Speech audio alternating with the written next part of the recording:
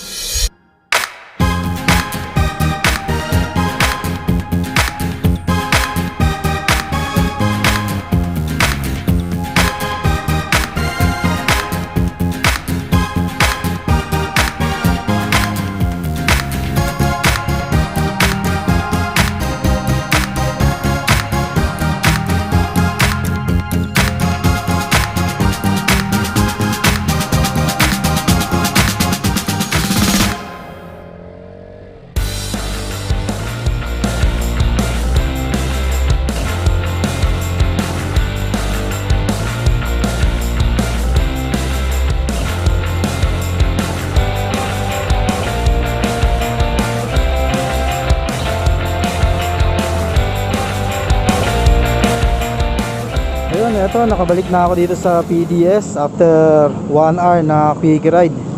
Masarap din ng biyahe. Parang nangate ako kung pumiga ng silinyador. Sarap ng biyahe doon sa C6, maluwag, medyo nakahataw-hataw ng konti. Tapos sa bandang BGC, hindi na ako nakakuha ng video dun sa GoPro na full SD na puno yung memory. So anyway, konti na lang naman, siguro mga 10 minutes na yun BGC hanggang dito. So ayun, okay din naman pala. Sarap din bumiyahe, safe naman dahil nasa motorsiklo ka lang naman, di ka naman nakikihalubili sa mga tao. So ang opinion ko, sana pag yung mga touring, mapakotse man or motorsiklo, kung road tour din lang naman, payagan na lang. Basta hindi ang higpitan yung mga papasok sa establishmento. Pero kung road tour, nasa sasakyan ka lang naman eh. Okay, sige. Sana masundan pa to sa mga susunod na araw. At sana hindi na magtagal, makalabas na rin ang Metro Manila. So sa ngayon, dito muna ako sa Metro Manila magpapaikot-ikot. Okay, maraming salamat po sa inyong panonood. At sana patuloy kayong manood ng mga video ko. And doon sa hindi pa nakasubscribe, please don't forget to subscribe. Maraming salamat. Have a good day. Bye-bye.